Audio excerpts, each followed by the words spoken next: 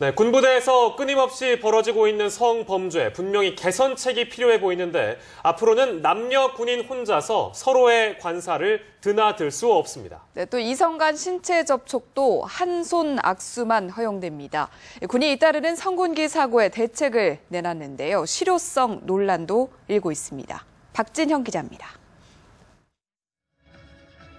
최근 현역 육군 대령이 부하 여군을 성폭행한 혐의로 체포되는 등 군의 무관용 원칙 천명에도 군부대 내 성범죄는 끊이지 않고 있습니다. 이에 군은 성군기 관련 행동 수칙까지 내놨습니다.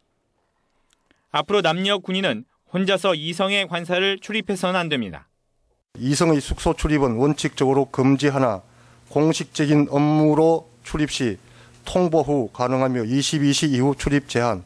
이성 간 한 손 악수를 제외하곤 모든 신체 접촉을 할 수 없습니다. 본인 의사에 반해 회식 참석을 강요하거나 선임자 옆에 강제로 앉도록 하는 행위, 이성 간 개별 술자리 등도 금지됩니다. 지휘 관계에 있는 이성 간에는 교제할 수 없으며 남녀 군인 단둘이 차량으로 이동한 것도 금지할 것으로 전해졌습니다. 이성 간 부득이하게 한 사무실에 있게 될 경우 출입문을 열어놓은 방안도 행동 수칙에 포함할 것으로 알려졌습니다.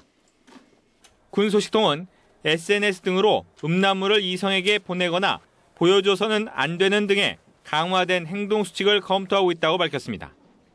하지만 간부들에게 정기적으로 성군기 교육을 강화하고 사고 유형별로 강력한 처벌을 명문하는 등 근본적인 대책이 필요하다는 지적이 나오는 등 실효성 논란이 제기되고 있습니다.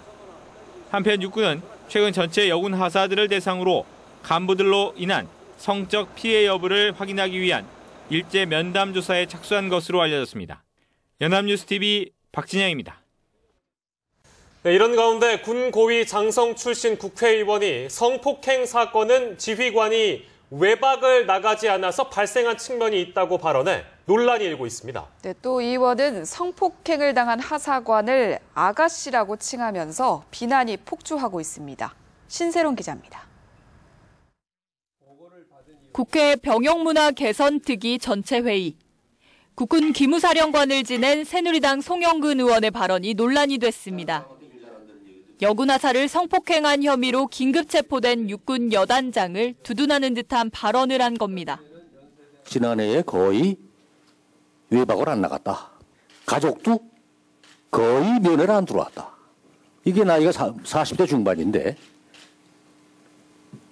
이 사람 성적인 문제가 발생할 수밖에 없지 않겠느냐 하는 측면을 우리가 한번 들여다봐야 된다.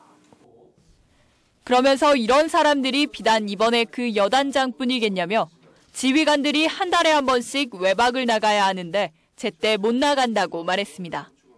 그러니까 가정관리도 안 되고 본인은 그러한 개별적인 어떤 이런 섹스 문제를 포함해가지고 이런 관리가 안 되게 돼 있는 이런 것들이 바로 이런 문제를 야기시킨 큰 원인 중에 하나로 되는 거 아니냐 하는.